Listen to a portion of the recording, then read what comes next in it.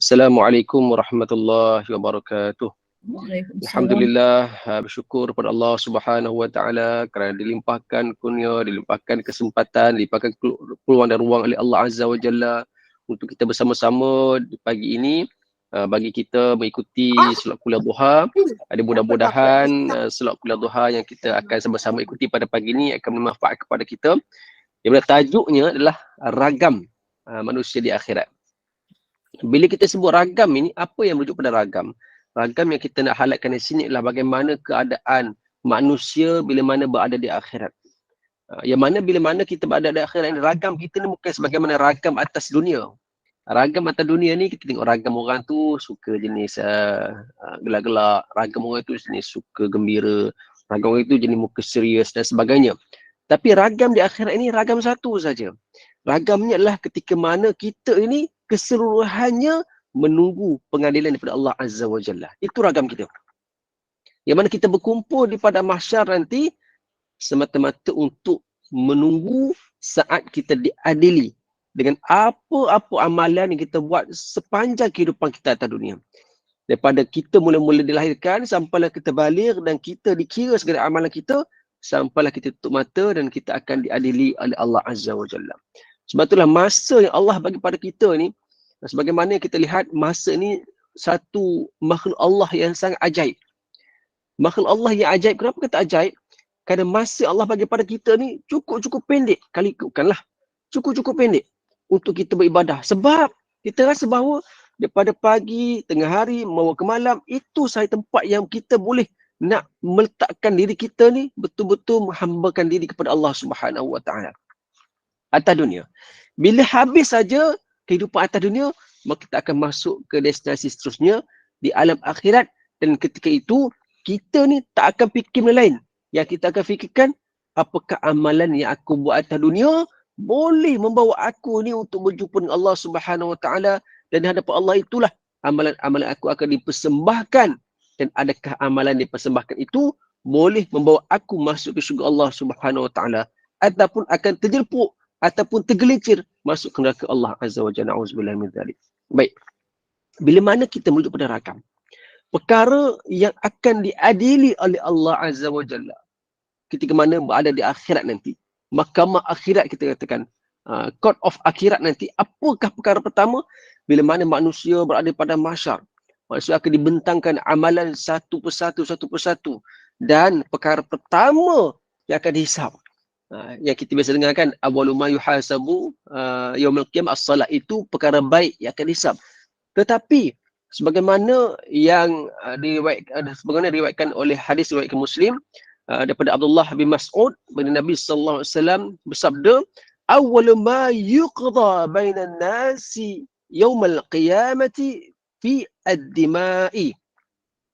Perkara pertama sekali yang akan dihisab pada hari akhirat adalah pembunuhan.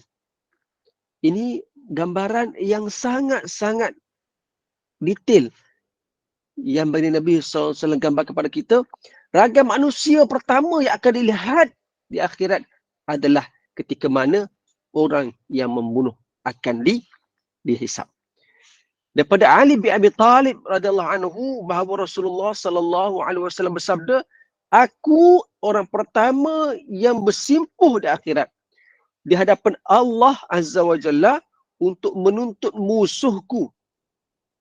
Nah, Ali bagi tahu. Kerana ramai-ramai yang akan berlindung, ramai-ramai yang akan berada di akhirat nanti, Allah akan hisab dulu mereka yang membunuh. Sebab itulah hari ini, bila mana kita melihat kepada akhir zaman, yang kes dalam minggu lepas, mesti ada orang yang dibunuh. Yang Nabi bagi tahu kepada kita, akhir zaman nanti orang yang dibunuh tak tahu kenapa dibunuh. Orang yang membunuh tak tahu kenapa dia membunuh orang itu. Sampai begitu sekali. Nak gambarkan orang tiba-tiba mati. Kenapa pula aku dibunuh ni? Tak tahu. Dan kenapa pula aku bunuh dia pun tak tahu. Kerana itu adalah perkara dan tanda-tanda yang Nabi telah sampai kepada kita, gambaran akhir zaman yang akan berlaku. Maksudnya baginda menceritakan kepada Allah Subhanahu wa taala pertarungannya dengan para sahabat melawan musuh iaitu orang kafir Quraisy dan menuntut mereka yang telah melakukan aniaya dan pembunuhan kepada para sahabat. Itu perkara pertama akan dihisap. Maka ketika itulah mereka yang berada pertempuran akan menuntut balik apa yang telah dibuat oleh musuh-musuh mereka kepada mereka. Kemudian daripada Abu Hurairah radhiyallahu anhu bahawa Rasulullah sallallahu alaihi wasallam bersabda mengenai sekumpulan orang dalam kalangan kami. Perkara pertama yang diadili, Nabi kata, daripada ahli akhirat adalah soal pembunuhan.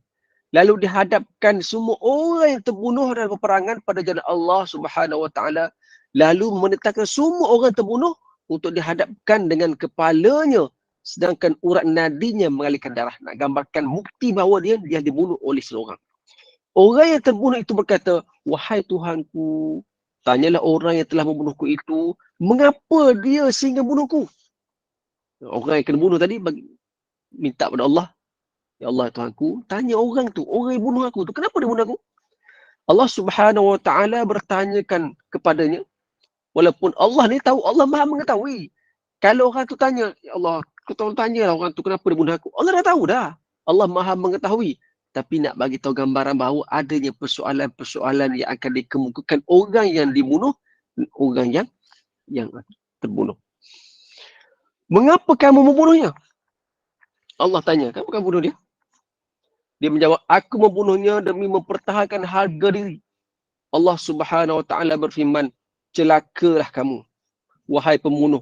Kemudian semua pembunuh dan kezaliman dibalas dengan dalam masa yang sama itu, dibalas dalam masa yang sama, dan semua orang yang menganiaya mendapat pembalasan mengikut tahap penganiayaannya. Semua bergantung pada kehendak Allah Subhanahu wa taala.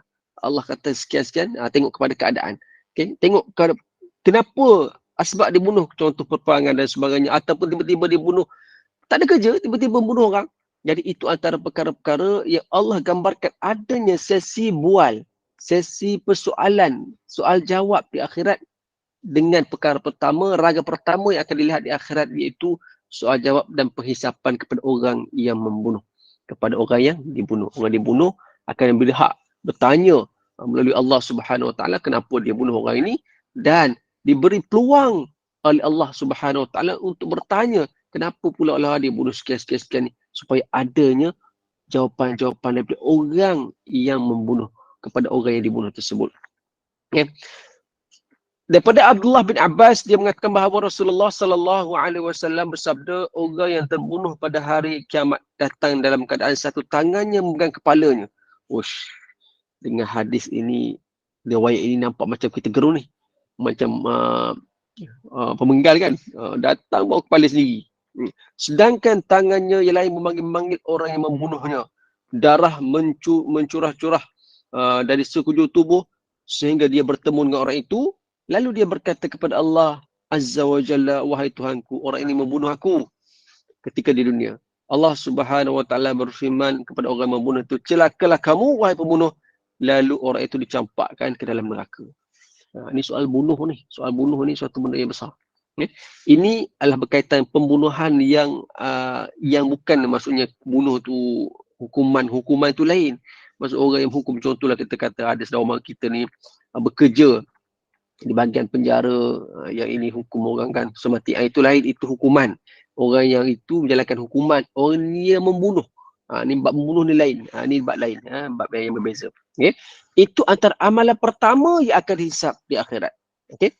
Kemudian yang selalu kita dengar kan, yang selalu kita dengar, ragam kedua kita lihat, Nabi sallallahu alaihi wasallam bersabda, awwalu ma yuhasabu alaihi al-'abdu as-salah. Ini hadis yang selalu kita dengar. Amalan pertama yang akan dihisap daripada seorang hamba di akhirat adalah solat. Solat perkara pertama yang baik. Jadi kat sini digambarkan solat adalah amalan baik pertama yang akan dihisap. Daripada amalan baik banyak-banyak itu, solat akan dihisap terlebih dahulu. Okay. Yahya bin Sa'id berkata, telah sampai riwayat kepadaku bahawa yang pertama sekali dilihat daripada seorang hamba adalah solatnya. Jika solatnya diterima, maka amalannya yang lain dilihat. Namun jika solatnya ditolak, maka amalan lain juga akan ditolak. Sebab itulah bab solat ni paling kritikal sekali. Bab solat ni paling kritikal sekali. Kalau amalan lain dia tak buat, tapi solat dia buat, solat akan lihat dahulu. Tapi kalau yang lain, tak buat. Solat tak buat. Amal lain contohnya puasa tak buat ataupun tak tutup aurat, itu buat maksiat. Tapi solat tak tinggal. Solat ni betul-betul dijaga 5 waktu sehari semalam. Maka solat akan dilihat terlebih dahulu sebelum melihat kepada amal-amal lain. Tapi kalau amalan lain ni dia buat, solat tak buat. Contoh bersedekah dia buat. Bab bersedekah cukup banyak. Sungguh pemurah. Bagi manjang. Tengok ada kerasa sikit dia bagi sedekah. Tapi solat tak buat. Maka ketika itu tak akan dilihat amalan lain kecuali dia telah sempurnakan solat dia. Sebab itulah ibu-ibu ayah sekalian, tuan-tuan dan puan-puan, berkaitan dengan solat ini, dia perkara yang pokok, perkara tunjang dalam kehidupan manusia. Tak boleh kita nak buat sambil lewa buat solat ini. Kena solat, kena usahakan solat. Sebab tu kita ada solat di surau, semasjid, kata imam khatib itu ulang perkara solatlah di masjid. Kan itu tempat yang paling tenang untuk kita solat. Yang paling dekat kita dengan Allah Subhanahu Wa Taala. Kita solat di rumah Allah Subhanahu Wa Taala. Tapi kita ni hari ni, kita dah rasa macam, surau tu ada tak ngam lah dengan orang. Jadi kita tak seronok lah solat kat surau. Jadi dia akan jadi sense begitu. Kerana bila mana kita melihat kepada kehidupan manusia ini, di akhir zaman, manusia akan diuji dengan kekacauan, perpecahan. Manusia akan diuji dengan perpecahan dahulu. Perpecahan maksud, kita ni dah tahu dah bahawa kita ni perlu berada dalam satu komuniti, satu bi'ah Islamiah yang cukup-cukup padu. Maka ketika itulah kita perlu merapatkan diri kita dengan orang sebegitu. Di mana ke orang begitu, maka jumpalah mereka-mereka di surau, di masjid. Yang tak ramai lah sekarang ni kan. Nak cari orang betul-betul ramai tu susah sekarang ni. Okay? Jumpalah mereka di sana. Bila kita jumpa orang di sana, maka kita dah ada satu connection, satu hubungan yang baik dengan mereka-mereka yang kesemuanya meletakkan diri ini kepada Allah Subhanahu Wa Taala. Datang mereka itu bukan kerana terpaksa. Datang solat di surau ni, di masjid ni bukan kerana terpaksa. Aku terpaksa dah datang. Tak paksa, aku tak boleh. Dia datang dengan rasa rendah diri nak solat di sana. Maka itulah komuniti kita. Itulah satu tempat yang kita berada dalam kelompok yang betul-betul ingin mendambakan diri kepada Allah Subhanahu Wa Taala. Tempat yang paling best untuk healing di surau masjid. Cumanya bila mana orang pergi surau masjid ini, maka ia akan menghasut kita siapa? Yang hebat-hebat ni. Yang pangkat tinggi dari syaitan akan menghasut kita. Datang. Kalau kau sampai surau saja kau tengok. Kalau semayang belah kiri ni, jangan semayang belah kiri ni. Belah kiri ni ada orang yang semayang dia baca kuat. Kau tak khusyuk nanti. Dia mula hasut ke situ. Sampai-sampai tengok, Allah, haji tu ada, hajah tu ada. Aku tak boleh lah semayang tepi dia. Baca kuat sangat. Tak khusyuk ni. Jadi dia akan mulakan menolak ke sana ke sini. Sebab hati kita terikat dengan masjid. Hati kita terikat dengan surau. Dia akan menghasut supaya kita berpindah ke tempat lain. Kita pindah sebelah kanan pula. Pindah sebelah kanan kata, dia ni semayang tak berbunyi, cantik dah. Tapi dia punya tingkah laku dia tu, cara dia solat itu mengganggu kita. Tengah dia buat solat, tengah berdiri solat, baca Fatihah, tangan dia bergetar macam ni. Tengah tahiyah pun macam ni. Kita terganggu. Dia mula kata, kau janganlah solat belah kanan belah kiri, cuba solat tengah-tengah pula. Cuba tengok tengah-tengah tu. Macam mana dia boleh memberikan khusyuk dalam solat. Semayang tengah tu tiba-tiba pula aircon punyalah kuat, sejuk, tak boleh semayang. Sekali kata, tak payahlah solat kat rumah, tak payah solat kat masjid lah, solat kat rumah senang. Tak ada orang ganggu. Solatlah dalam bilik seorang-seorang, buka aircon seorang-seorang, rasa nikmat seorang-seorang. Dia mula hasut ke arah itu. Dia hasut. Sedangkan solat itu nak dapatkan tempat yang paling baik, solatlah di surau dan masjid. Sebab itulah tuan-tuan, ibu ayah sekalian, kita lihat perpecahan ni, kita lihat kita dalam konteks perpecahan di antara orang Islam ini di Malaysia ini sendiri. Bagaimana ulama dan juga orang-orang tua kita dulu, orang Melayu kita dulu ni nak menyatukan di antara satu sama lain tu macam mana. Maaflah kalau ada yang bukan asas bukan Melayu kan, tapi nak katakan dahulu kita lihat sejarah bagaimana Kesultanan Melayu Melaka yang ketiga, Sultan Muhammad Shah, ketika mana Islam tengah berkembang ketika itu, dia nak menampakkan bagaimana kita nak menzahirkan orang Melayu kita ni, Melayu Islam itu macam mana. Nak kenal dia. Nak kenal Melayu Islam itu macam mana. Dan hari ni sampai hari ni pun kita dalam IC kan Melayu, otomatik jadi Islam. Yang the only one lah saya rasa dekat dunia ini, bila masuk saja, bila jadi orang Islam ni, dia otomatik jadi orang Melayu ni automatik Islam. Melayu ni automatik Islam. Rasa negara lain tak ada. Kita ni Melayu automatik jadi Islam. Tapi dia katakan daripada dahulu lagi, kerajaan dan juga orang Melayu kita, ulama kita ni nak pegang sungguh-sungguh bahawa orang Melayu kita ni ada asas dalam agama. Tandanya apa? Cuba kita lihat dari sudut pemakaian. Kita pakai lelaki lah. Yang mudah kita nampak. Bagaimana kesultanan dahulu nak menzahirkan bahawa inilah orang Melayu Islam. Pakaian ni kita lihat, kalau tuan-tuan dan perempuan dah pernah dengar kan, dia kata kita ni bermula daripada pakaian kita ni hasil daripada pedagang-pedagang Arab sampai dan juga pedagang-pedagang Turki sampai. Jadi pedagang Arab ni base jubah. Pedagang Turki base dia seluar. Jadi ketika itu ulama dan orang Melayu kita ni dia mergekan dua-dua. Nak nampakkan jati diri orang Melayu kita ni, okey, ambil separuh daripada Arab, separuh daripada Turki. Jadi dia baju Melayu. Melayu kita tu lah. Ini asasilah sejarah lah. Okay, bila jadi baju Melayu, maka nak menggambarkan di dalam baju Melayu itu ada jati diri Islam. Ada jati diri seorang Islam. Maka dibuatnya baju Melayu itu dengan butang. Kalau baju Melayu yang cekak musang itu dia ada 5 butang. 5 butang ini menggambarkan 5 rukun Islam. Syahadah, solat, puasa, zakat, haji. 5 rukun Islam yang berada dalam dada seorang Melayu Islam. Dengan butang baju sahaja dulu. Nak gambarkan butang baju. Yang kedua, kalau butang baju tu belanga satu butang tu maksudnya apa? Satu butang itu merujuk pada Allah yang Esa, Allah yang tunggal. Ini kita nak betulkan sikit, jangan kata Allah yang satu. Satu ada 2. Tunggal dia hanya ada itu saja. Dia tak ada. Kalau satu mesti ada 2. Tapi kalau tunggal, tunggal lah. Anak tunggal lah. Tapi kata, ini anak apa ni? Ini anak satu je anak. Mungkin 2, tak dapat dah. Mana tahu? Tapi kalau kata ini anak tunggal. Tunggal ni dia tak ada anak dalam lepas ni. Itulah gambarannya. Butang 1. Tapi hari ni ada butang 3 kan? Butang 3. Butang 3 ni merujuk kepada kita ada Islam, iman, ihsan. 3. 3 ada kat sini. Ada butang 6. Butang 6. Butang 6 ni merujuk pada rukun iman. Rukun iman kan butang 6 ni. Ada butang 7. Butang 7 ni nak gambarkan ke mana-mana pula butang 7 ni.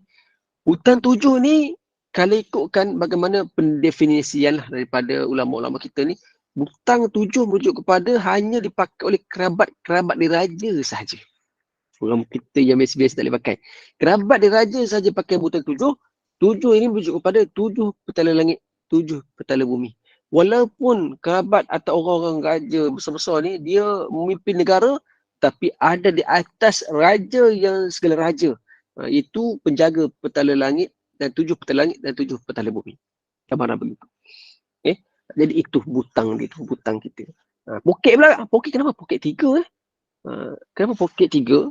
Poket 3 ni satunya tauhid atas sekali, bawah ni fiqh dan tasawuf. Itu 3. Dan persoalan kenapa poket baju Melayu ni, balik nanti ibu ayah tengoklah baju poket abang-abang semua tu, kenapa poket baju Melayu atas ni sebelah kiri, kenapa tak sebelah kanan? Kan? Kenapa kita sebelah kiri? Adakah pattern dia memang begitu? Tak boleh tukar ke jadi sebelah kanan? Kerana apa yang dibuat dulu adalah kita lihat atas sekali tauhid. Tauhid dan juga sebelah kiri atas dada sebelah kiri kita ni jantung di sini. Jantung ini membekalkan darah ke seluruh badan. Dan bila atas ini, poket atas kiri, dia menggambarkan tauhid kepada Allah Subhanahu Wa Taala yang perlu dihadap oleh seluruh badan kita. Itu tauhid. Maka bagaimana ulama dan orang Melayu dahulu nak pasakkan jati diri dalam badan kita dengan pakaian terlebih dahulu. Dengan pakaian. Cuma masalah yang timbul hari ini, yang berlaku adalah orang-orang muda dah tukar image tu, baju Melayu hipster lah, apalah, yang tak tahulah buat itu untuk apa. Baju Melayu punya ketat semua tu, dia tak masuk kepada apa bahasan yang sepatutnya dibuat. Kalau kita lihat contohlah pemakaian sampin kan, sampin tu, kenapa sampin dipakai? Sampin dipakai bertujuan untuk menjaga kehormatan diri seorang lelaki. Sampai begitu orang dulu buat. Nak menjaga kehormatan diri sebagai seorang lelaki, ada pakai yang samping. Pakai samping pun sama juga. Dia tak boleh pakai sebarangan. Contoh pakai samping bunga yang macam Piramli buat tu yang besar tu, kalau sebelah kanan merujuk kepada orang bangsawan, orang kerabat-kerabat diraja. Orang kerabat diraja. Kalau sebelah kiri orang bangsawan, orang kaya-kaya. Kalau di hadapan itu orang biasa-biasa. Macam kita lah, macam orang lelaki biasa-biasa depan, ikatlah depan tu, itu orang biasa-biasa. Nak gambarkan tu. Okay? Dan bila kita rukai balik dengan 5 jari ini, nak katakan kita nak relatekan dengan solat ibadah pertama tadi, nak kata Islam itu yang kita nak kekalkan tu, perkara pertama sekali kita lihat jari kita ada 5. Ibu jari kita ni merujuk kepada pemimpin. Ini bagaimana yang dibahaskan, ditulis oleh ulama kita lah. Yang kita kata yang ibu jari besar ni, ini merujuk pada pemimpin. Pemimpin di sini. Kalau contohlah pemimpin, kita minta sumbangan, inilah pemimpin. Pemimpin akan jari, oh bagus, okey, boleh. Bagi ni cara dia, dapatlah sumbangan tu, dapatlah bajet tu. Okay. Kemudian jari telunjuk. Jari telunjuk kita ini merujuk kepada orang-orang kaya. Orang bangsa, orang kaya. Orang kaya ni tuan-tuan, ibu-ibu sekalian, kalau kita minta sumbangan, bukan minta sumbangan, kalau kita beri kedai orang kaya lah, kita tunjuk je. Saya nak ni hantar ke rumah, dia hantar. Tapi kalau kita ni yang jumpa, saya nak ni lah hantar ke rumah, tak apa bayar dulu, baru kita hantar. Dia katakan beza di antara orang yang kaya. Orang kaya tahu. Peniaga pun tahu, ni orang kaya. Kalau dia datang ni, dia bagi, lebih lagi bagi. Dia tahu ini. Yang ketiga, jari tengah ni. Jari tengah, jari konflik ni. Orang barat letakkan jari tengah satu jari yang busuk. Satu jari yang rosak. Dengan nilai-nilai yang tak sepatutnya lah. Tetapi, bila mana diletakkan oleh ulama kita, jari tengah ini merujuk pada ulama. Sebab tu jari kita kan tinggi. Jari tengah paling tinggi. Ke ada jari kita yang sama panjang? Tak ada kan? Jari kita tinggi. Yang ni adalah ulama. Orang alim. Yang mana dia akan balancekan di antara pemimpin dan juga orang kaya tadi. Ulama atas-atas ni. Okay? Penting ulama dalam kehidupan kita lah. Kemudian ni. Jari manis. Jari manis ini merujuk kepada pemuda-pemuda. Kata Buya Hamka, berikan aku 10 pemuda, aku goncangkan dunia. Ni, dekat sini. Okay, ini pemuda dan pemudi lah. Sebab tu pentingnya ketika zaman muda itu nak buat amal ibadah ke, ini tempat dia. Kemudian yang kelingking ini adalah wanita di sini. Ini wanita. Wanita walaupun kecil sahaja, peranannya besar. Orang wanita dia tahu bahawa kalau tempat-tempat yang tak diketahui lelaki, orang perempuan tahulah. Ini tempat dia.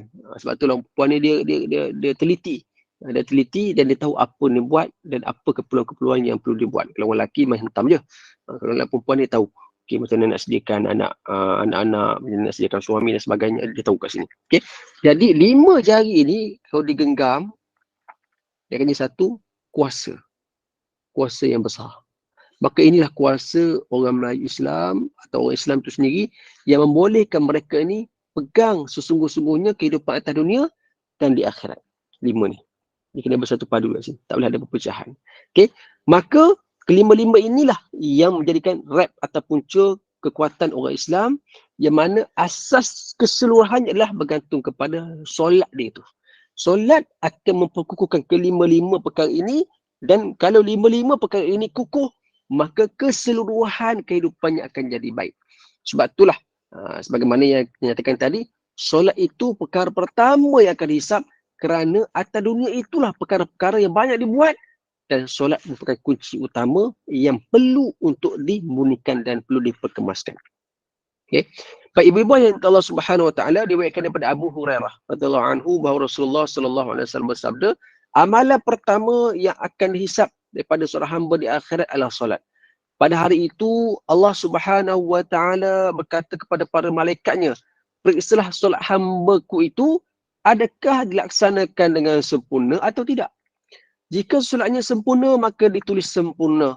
Namun jika solat tidak sempurna, maka dikatakan perhatikanlah adakah ada amalan solat sunat ataupun tidak. Jika ada, maka sempurnakan solat wajibnya yang kurang dengan solat sunatnya. Kemudian barulah diperiksa amalan yang lain berdasarkan penilaian solat wajibnya itu. Gambarannya jelas pada kita bahawa kalau solat kita ni solat wajib 5 waktu sehari semalam ni tiba-tibalah malaikat periksa. Oh tak lengkap ni, solat dia kurang khusyuk, banyak lalai. Jadi Allah kata, cuba lihat, ada tak amalan-amalan solat sunat yang lain. Maka dia sebut, oh dia banyak, solat sunat dia banyak dia buat. Solat wajib dia buat, tapi ada ketidaksempurnaan. Dan ditambah pula dengan solat sunat ada, maka dia melengkapkan. Kalau ada dua-dua ni, maka ditulis dan diperiksalah dengan amalan-amalan yang lain. Bab solat ni. Sebab itulah bila mana kita solat ni, dia solat ni, ibu-ibu yang sekalian, kita solat, kita nak dapatkan satu keadaan yang cukup khusyuk. Dan bila mana kita, biasanya kita pergi surau masjid, sebab itulah imam-imam yang dilantik itu perlu ada suara yang lunak, perlu bacaan yang baik, sebab nak memberikan kepuasan kepada jemaah. Dengar Allah sedapnya baca, khusyuknya baca. Jadi kita sembahyang pun khusyuk, tenang, tak ada rasa nak rushing dan sebagainya. Kondisi tempat ruangan solat pula dikatakan dalam keadaan selesa dan sebagainya, itu berikan satu nilai tambah untuk kita ni solat keadaan yang baik. Ya? Tapi kalau imam baca tak jadi, imam baca tak khusyuk, imam baca pun tidak menjiwai diri kita, kita tak dapat. Sebab tu kita ni, hak kita sebagai jemaah, kita boleh request imam yang betul-betul sempurna. Boleh. Tiba-tibalah, wallahualam, bukan kat tempat kita lah, mungkin tempat lain lah kot. Jemaah surau kita, masjid kita ni, baca imam dia tu tak cantik bacaan dia. Mungkinlah Allah uji dengan ada sengau dan sebagainya lah. Bacaan sengau. Jadi bila bacaan sengau ni, makmum tak khusyuk. Tapi kalau ada tempat yang memang dah begitulah, hanya dia saja yang paling baik bacaannya, nak buat macam mana kan? Sengau pun sengau lah. Tapi kalau ada orang lain yang lebih baik bacaannya, pergi lebih baik. Sengau ni tak boleh tuan-tuan. Ibu sekalian, kalau kita first time semayang tempat itu, kena baca sengau, gelak tak habis dah. Batal semayang nanti. Bacaan dia sengau. Sengau ni Allah kata, Allah kurangkan sikit nikmat hidung dia tersebut. Bacaan tersebut, bacaan dia tak clear. Tak clear, dia tak jelas. Bismillahirrahmanirrahim. Kita kena macam tu, kita pernah.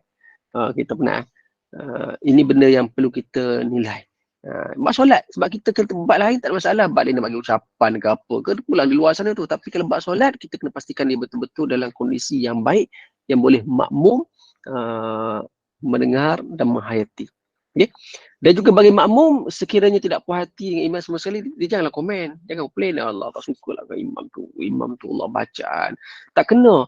Ataupun semua orang lah tak kena lah daripada mata dia. Mata tu tak kena, di sini tak kena. Jadi kita lah naik ke depan kalau semua orang tak kena.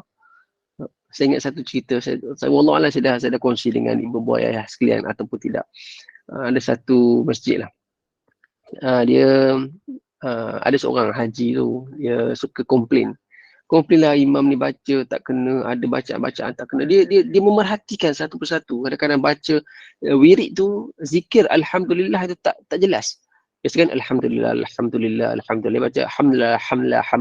Apa hamlah? Dia sebut Allah, imam semalam baca hamlah bukan alhamdulillah. Dia semua dia komplain.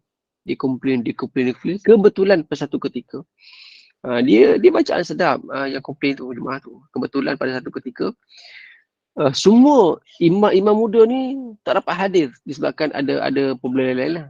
Dan tiba-tiba imam tua yang ada situ tu sakit tekak. Tak ada suara nak keluar. Jadi tak ada orang pilihan. Bilal ketika itu pun sakit perut. Haji ni yang ada untuk ganti. Sebab tak ada orang lain. Orang lain kena ikut bacaan, dia paling baik kan. Orang lain pun tak boleh naik sebab dia kaki komplain. Maka naiklah Haji naik je depan. Dia naik depan. Dia tak ada pilihan, naiklah baca. Dia baca punya sedap. Baca Fatihah sedap, baca surah sedap. Tiba-tiba dia takdirkan. Lepas baca surah tersebut, dia tak rukuk, terus sujud.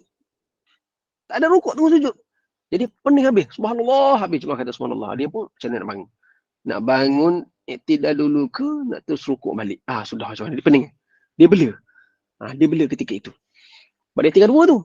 Dia tinggal, satunya rukuk, satu tidak. Dia terus sujud. Macam mana nak buat?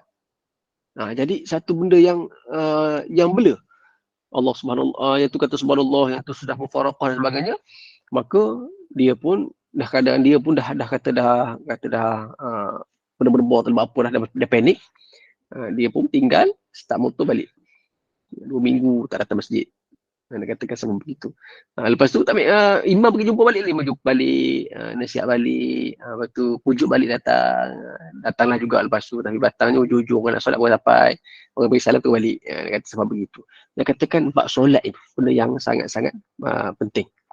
Okay. Kemudian Abu Amru bin Abdul Bir berkata, menyempurnakan solat wajib yang tidak sempurna dengan menunaikan solat sunat hanyalah bagi orang yang lupa menunaikan solat wajib. Ataupun solat wajib dilaksanakannya namun dia lupa memperelokkan rukuk dan sujudnya kerana dia tidak tahu. Ataupun orang yang meninggalkan solat dengan sengaja atau tertinggal salah satu rukunnya lalu dia ingat perkara itu maka sengaja tidak diulangnya dan dia hanya sibuk dengan solat sunatnya. Maka solat sunat itu tidak dapat menyempurnakan solat wajibnya. Kalau dia tahu bahawa kekurangan kat mana, dia ganti balik dengan sujud sahwi dan sebagainya, dia boleh ambil solat sunatnya masuk. Tapi kalau dia ni memang dah awal-awal buat tak betul, kacau bilau solat-solatnya, solat wajibnya, maka solat sunat tidak dapat menampung kekurangan solat wajib tu. Okay?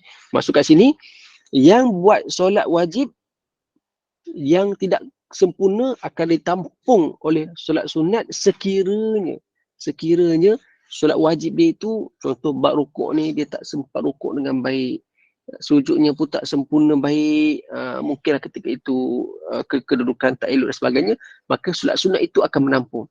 Tapi kalau sekiranya dia ni tertinggal rukun, tidak ulangi rukun-rukun solat yang telah tertinggal dan sebagainya, maka solat sunat banyak mana sekalipun tidak dapat menampung solat wajib tu. Begitu. Okey.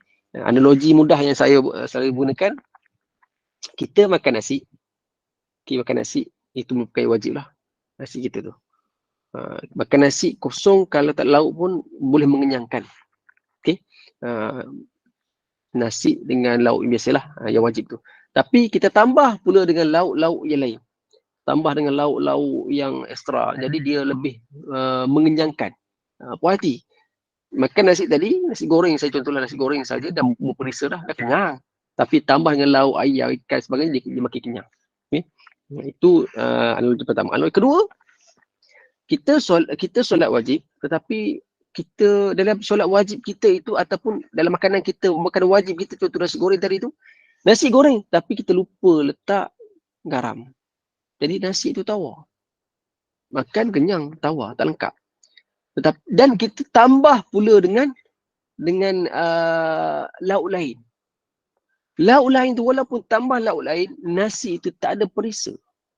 Dia tidak mengenyangkan. Begitulah solat kita. Walaupun kita ni dah buat solat wajib itu kurang sempurna sedikit, dia boleh ditampung dengan solat-solat. Tapi kalau solat wajib kita itu ada kekurangan yang banyak, dia tidak dapat ditampung oleh solat-solat. Diriwayatkan daripada Abdullah bin Qith bahawa Rasulullah sallallahu alaihi wasallam bersabda, "Man shalla salatan lam yukmil fiha ruku'ahu wa sujudahu wa khushu'ahu zidda fiha min tasbihatihi hatta tatimma." Tasbihatihi hatta timma. Sesiapa menunaikan solat tapi tidak menyempurnakan rukuk dan sujudnya serta khusyuknya, maka dia sebaiknya memperbanyakkan bacaan zikir setelah solat selesai, supaya solat itu menjadi sempurna. Maksudnya kita kena banyakkan solat sunat yang lain lah. Lepas solat wajib kita itu, kita digalakkan untuk memperbanyakkan zikir dan sebagainya untuk menampung kekurangan solat wajib itu. Sebab kita tak tahu, kadang-kadang kita rasa dah sempurna rokok kita, sujud kita tu. Cuma kadang-kadang kita ni terpengaruh dengan keadaan persekitaran. Kita solat kat rumah, contohlah solat kat rumah dan sebagainya, tiba-tiba terdengar bunyi muzik orang buat kenduri depan rumah kita tu. Daripada kita khusyuk je tak khusyuk, oi, seronok bunyi lagu klasik ni. Teranggup-hanggup kepala ni. Jadi menyebabkan kita khusyuk. Jadi bila selesai solat, kita tambah pula dengan solat sunat dan juga zikir-zikir supaya dia menampung kurangan solat kita tu. Jadi setiap orang Islam wajib menjaga solat wajib dan melaksanakan dengan sebaik-baiknya sebagaimana yang diperintahkan lah. Iaitu menyempurnakan rukuk dan sujudnya serta melaksanakannya dengan khusyuk. Jika kurang salah satu daripadanya, salah satu daripada perkara tersebut, maka berusahalah memperelokkan solat sunatnya dengan bersungguh-sungguh. Okey, dengan bersungguh-sungguh lah. Sebab kita tak tahu kita ni solat ini solat terakhir ke macam mana. Jadi kita kena usahakanlah supaya jadi solat itu solat yang sempurna. Allah Subhanahu wa taala berfirman, "Fa khalafa min ba'dihim khalfun adha'u as-salata wattaba'u asy-syahawat, fasawfa yalqawna ghayya." Maka datanglah sesudah mereka pengganti yang buruk yang meninggalkan solat dan menurunkan hawa nafsunya, maka mereka kelak akan menemui kesesatan. Ulama kata mensia-siakan solat adalah tidak mengambil berat waktu. Ini antara bab mensia-siakan solat ni, sebab perkara pertama yang akan hisap. Antara perkara yang mensia-siakan solat, perkara pertama iaitu tidak mengambil berat waktu solat. Di solat dia jamak antara dua waktu. Semayang Zuhur dengan Asar. Semayang Zuhur pukul 4.30, semayang Asar pukul 4.45. Tak boleh begitu. Walaupun dalam keadaan semayang Asar itu dalam awal waktu. Tapi Zuhur itu di lewat waktu. Okay? Jadi dia tidak mengambil berat waktu solat. Hari ni sebenarnya kalau ikutkan kita ni canggih ni tak canggih, jam kita pun ada notification solat. Kemudian kita katakan di rumah kita pun ada jam solat lah, bagi orang yang ada jam solat pun ada jam solat. Bunyi kata 10 minit sebelum waktu solat dah bunyi dah. Dia punya notification kata solat 10 minit lagi dengan zikirnya, dengan bacaan Qurannya. Maka kita dah aware sebenarnya waktu solat tersebut. Cuma kita ni tidak mengambil berat. Bila kita tidak mengambil berat, itu antara orang yang mensia-siakan solat. Kemudian wuduk kita. Wuduk tidak sempurna. Apa gambaran wuduk tidak sempurna? Ada mereka ambil wuduk ni cincai-cincai lah. Basuh tangan kadar, kaki lah kadar, siap. Ni, kaki pula kita tidak basuh kaki dengan sempurna. Mari tolak-tolak air macam tu je. Itu antara orang yang tidak menyempurnakan wuduk. Okay, wuduk tak sempurna, muka pun tak rata dan sebagainya. Mohon maaf bagi orang perempuan sekiranya pakai makeup dan sebagainya, tidak remove makeup itu dengan sebaiknya. Jadi antara perkara-perkara yang menyebabkan air tidak sampai dengan sempurna di muka, air tidak sampai sempurna di kawasan-kawasan sepatutnya sampai, itu perkara yang perlu kita lihat. Okay. Kemudian kesempurnaan rukuk serta sujud dan lain-lain lah. Jadi itu antara perkara yang kalau kita ni tidak buat secara baik, maka dia akan mensia-siakan solat kita. Okay. Bila sia-sia solat itu, maka ganjaran bagi solat wajib itu kurang. Okay. Mereka juga berkata, siapa tidak menggunakan solat sama sekali, maka adalah kafir. Ini kalau tak solat terus, kafir lah ayat dia. Tapi ayat ini kalau cerita orang marah, kata, dia tak apa, dia ni bertudung baik semua sekali, cuma tak solat je. Dia buat solat utama, pokok utama buat solat ni. Dia tak boleh tiba-tiba kata, tak apalah, amalan lain dia buat, solat kita buat, tak boleh. Jika solat itu jadi prioriti utama. Rasulullah SAW bersabda, tidak akan dibalas solat orang yang tidak meluruskan belakangnya ketika rukuk dan sujud. Ini bab rukuk sujud ni memang betul-betul Nabi jelaskan. Rukuk kita kena betul-betul rukuk, sujud kita dengan betul sujud. Cuma soalannya, kalau orang tu sakit macam mana? Sakit tu lain. Dia ni dah ada slip disk, kata nak rukuk tak boleh. Itu lain, itu sakit tu dia ada musyaqqah dia lain. Tapi orang yang normal ni, dia sujud macam tu je, tunduk kepala je. Bukan sakit apa-apa, tapi serajuk gitu. Itu tak boleh lah. Okay. Baik.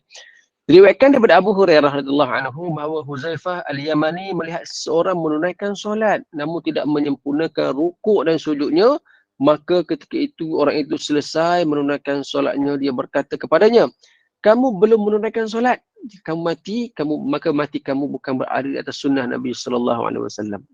Sebab itu dia katakan dijaga rapi para sahabat ni. Tengok orang tu, sujud ala qada, kamu tak solat lagi tadi tu, tak sempurna solat tu, solat balik. Kalau kamu mati, kamu tak ikut sunnah Nabi. Nak katakan begitu. Sebab Nabi ajar solat rukuk begitu, sujud begitu, maka sempurnakanlah sujud, rukuk dan sujud.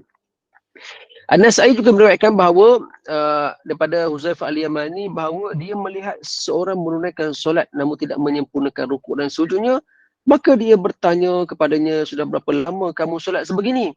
Orang itu menjawab, sejak 40 tahun lalu. Dia lalu berkata lagi pada orang itu, kamu belum menunaikan solat sesama itu. Jika kamu mati kamu bukan berada pada fitrah Nabi SAW. Nampak kasar ni. 40 tahun solat tak betul rukuk sujud ni. Umpama 40 tahun lalu kita ni tak ada apa-apa ni. Jadi kalau berlaku pada kita, cepat-cepat kita berubah. Semak solat kita, kerana kita ni dah lama solat, kadang-kadang kita alpa. Betul tak betul aku solat ni? Maka kita kena pastikan solat kita betul. Dengan cara bagaimana? Semak solat kita tu. Kita solat, kita ingat kita mula-mula kat takbir macam mana kita tidak, macam mana rukuk kita, macam mana sujud kita, macam mana. Cuba kita ingat balik. Kita perhatikan solat kita tu betul ke tak betul. Kita sama-sama semak lah. Saya pun sama juga, sama-sama semak solat kita supaya kita ni tidak alpa dengan perkara yang paling-paling utama. Kemudian dalam satu bab yang khusus kalau dalam kitab At-Tazkirah oleh Imam Al-Qutubi, nyatakan sempurnakanlah sujud dan rukuk semasa solat. Itu antara bab yang paling dititik beratkan. Kenapa? Kenapa dia ceritakan tentang bab rukuk dan sujud ni? Abu Hanifah berkata seseorang boleh dikatakan menunaikan solat jika sudah dipenuhi semua rukunnya, seperti rukuk dan sujud, walaupun rukuk dan sujudnya tidak sempurna. Tidak dapat diterima seperti kata Ibn Qasim yang tidak menyempurnakan solatnya, termasuk orang yang memainkan dalam solat itu bermain-main, dan mendapat celaan perkara ataupun perbuatan berikut. Kerana Rasulullah SAW mengatakan bahawa solat orang yang sedemikian adalah solatnya orang munafik yang hanya mengingat Allah sedikit dalam solatnya. Selain itu, banyak hadis sahih yang menyatakan rosaknya solat orang yang seperti itu, yang mana dia ni hanyalah sebagaimana hadis Nabi kata, besarkanlah Allah Subhanahu Wa Taala ketika rukuk, sesungguhnya berdoa padanya ketika sujud, mudah-mudahan dikabulkan doamu. Pentingnya nak sempurnakan sujud dengan rukuk, antara rukuk dan sujud ini, kerana ketika itulah tempat yang paling dekat kita untuk berdoa kepada Allah Subhanahu Wa Taala. Itu tujuan utamanya. Tujuan utamanya supaya kita ni dapat sujud, dapat rukuk, dan ketika itu kita berdoa pada Allah Azza wa Jalla, dan Allah boleh mengabulkan, mudah untuk mengabulkan doa kita. Ini kalau kita rukuk dan sujud kadang tak sempurna ikut dan kita, ya, maka ketika itulah kita tak dapat nak berdoa secara baik, secara terperinci, dan Allah sukar untuk mengabulkan doa kita. Tapi kalau rukuk dan sujud kita tu baik, insya-Allah dia akan terus baik yang lain. Okay. Baik, itu perkara yang kedua, iaitu solat. Antara perkara utama kebaikan yang akan hisab di yaumil qiyamah. Pertama tadi tu pembunuhan itu general. General itu umum. Tapi bab solat itu antara perkara pokok yang akan dihisab di yaumil qiyamah. Yang ketiga iaitu perkara seterusnya yang akan hisab atau ragam yang kita akan lihat manusia di akhirat, iaitu tidak membantu orang yang teraniaya. Tidak membantu orang yang teraniaya. Diriwayatkan daripada Sa'id Al-Khudri bahawa dia mendengar Rasulullah sallallahu alaihi wasallam bersabda, "Innallaha la yas'alul 'abda yaumal qiyamati hatta yaqul ma mana'aka idh ra'aital munkara an tunqirahu. Fa idza laqana Allahu 'abdan hujjatahu qala ya rabbi rajautuka wa fariqatu minan nas." Maksudnya Allah Subhanahu wa taala bertanya kepada hamba-Nya di akhirat dengan berkata, apakah yang menghalangmu menolak kemungkaran yang kamu lihat? Ketika Allah bertanya alasan hamba-Mu tersebut, dia menjawab, wahai Tuhanku, aku lakukan itu kerana mengharapkan-Mu dan memisahkan diri daripada manusia. Gambaran awalnya diriwayatkan juga daripada Abu Sa'id Al-Khudri bahawa Rasulullah sallallahu alaihi wasallam bersabda, jangan hanya berdiam diri ketika melihat ayat Allah Subhanahu wa taala dipermainkan orang. Oleh yang demikian akan ditanya di akhirat, apakah yang menghalang kamu mencegah kemungkaran kata-kata yang kamulah itu? Dia menjawab, wahai Tuhanku, aku tidak mahu mencegahnya kerana takut pada manusia. Allah menjawab, jauhkanlah daripadaku kerana akulah yang sepatutnya kamu takutkan. Ini keadaan contohlah ketika mana kita berhadapan dengan situasi adanya orang buat maksiat sebagainya, kita takut nak tegur. Itu antara perkara yang kita kena usahakan. Macam mana kita nak buat?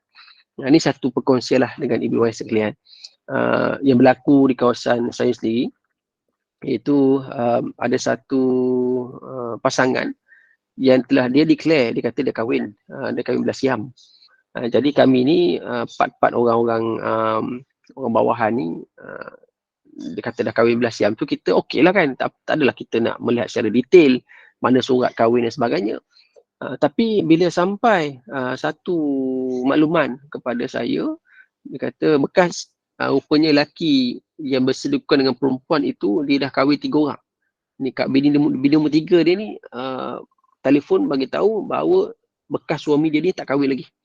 Dan dia sedang mendapatkan hak anak untuk dibawa balik lah anak, penjagaan anak tu.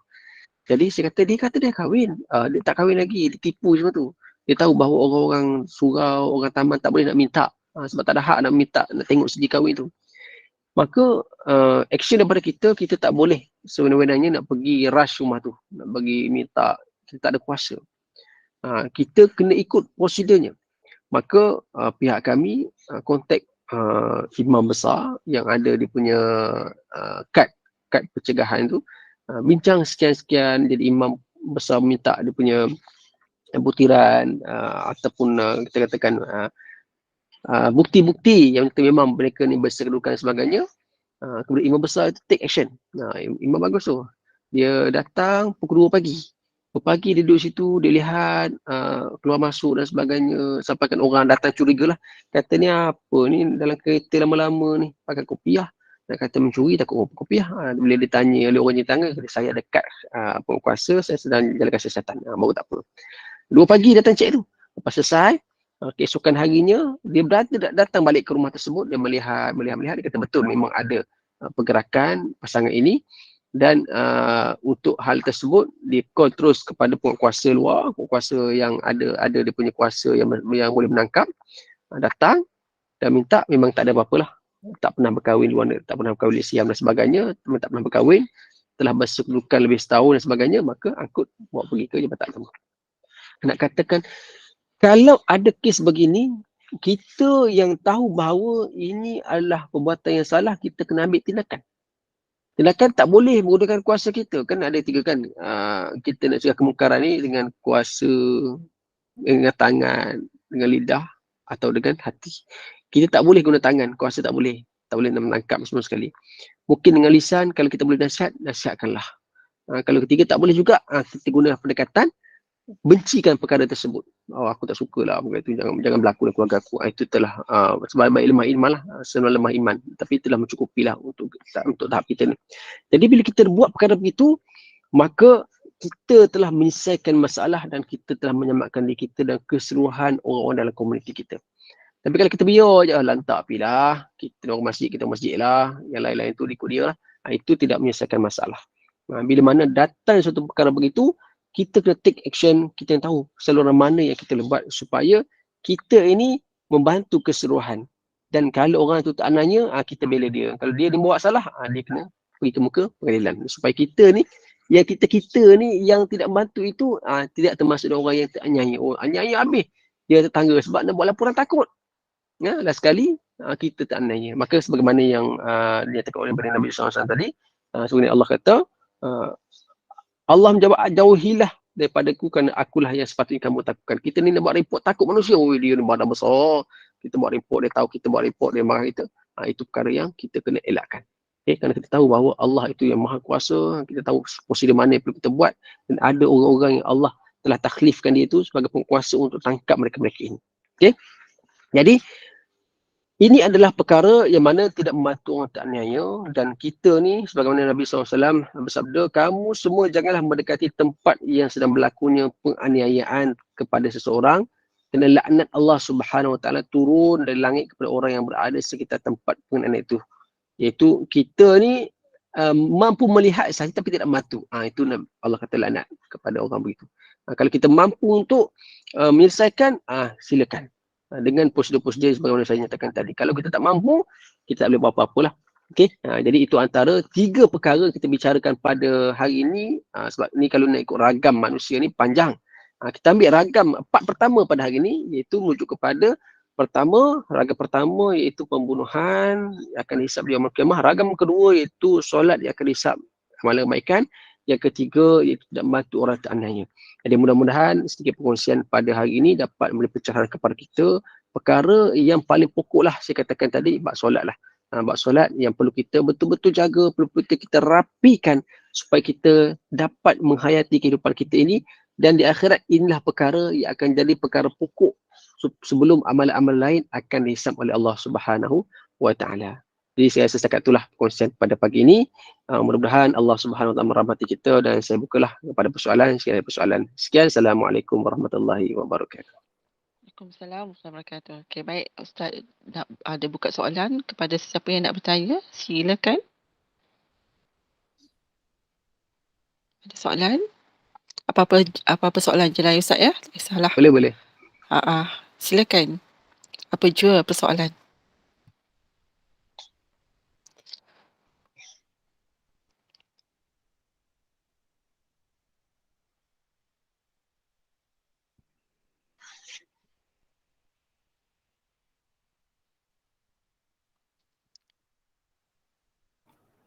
Assalamualaikum Ustaz.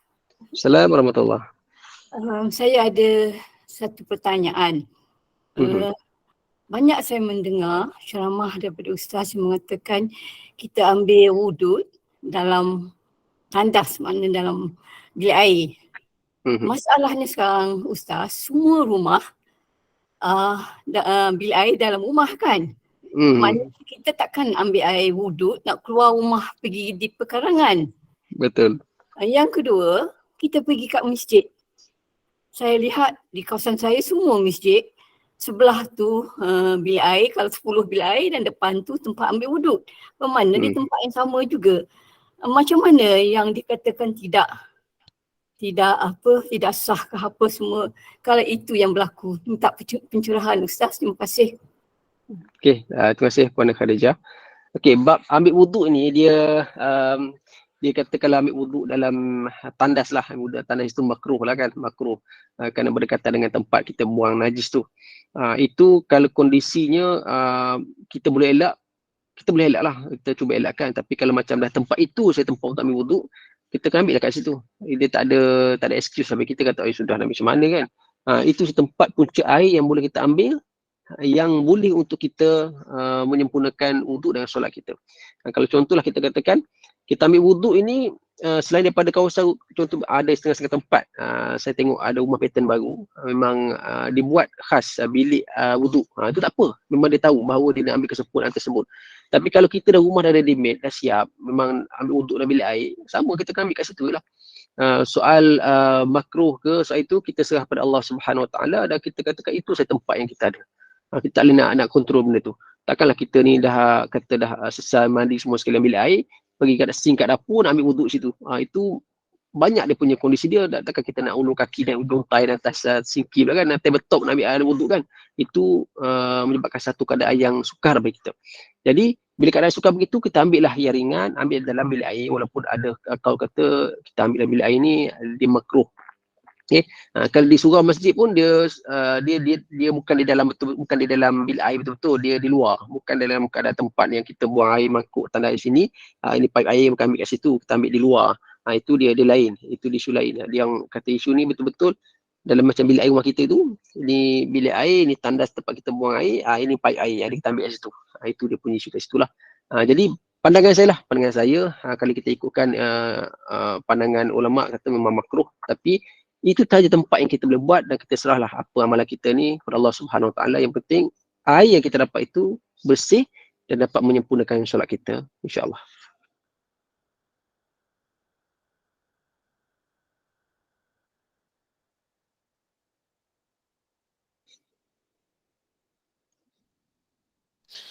Okey, ada lagi soalan-soalan yang lain? Terima kasih Ustaz. Sama apa?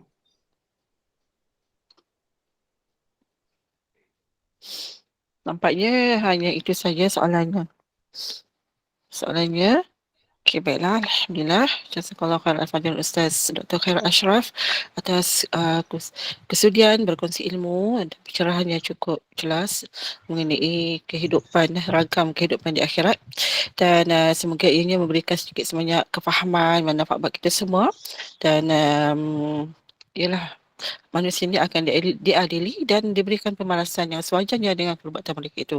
Dan insya-Allah semoga dalam kesempatan kita akan bertemu lagi. Dan bagi menangguhkan majlis ilmu Ustaz, kita tutup dulu dengan tasbih kafarah dan surah Al-Asr. Dan insyaAllah kita tutup pertemuan rekaz kita pada pagi ini dengan bacaan tasbih kafarah dan surah Al-As. Subhanakallahumma bihamdika asyhadu an la ilaha illa anta astaghfiruka wa atubu ilaik. Bismillahirrahmanirrahim. Wal 'asri innal insana lafi khusr illa alladziina aamanu wa 'amilus shalihat wa tawassaw bil haqqi wa tawassaw bis sabr. Assalamualaikum warahmatullahi wabarakatuh. Waalaikumsalam warahmatullahi wabarakatuh. Terima kasih Ustaz. Salam.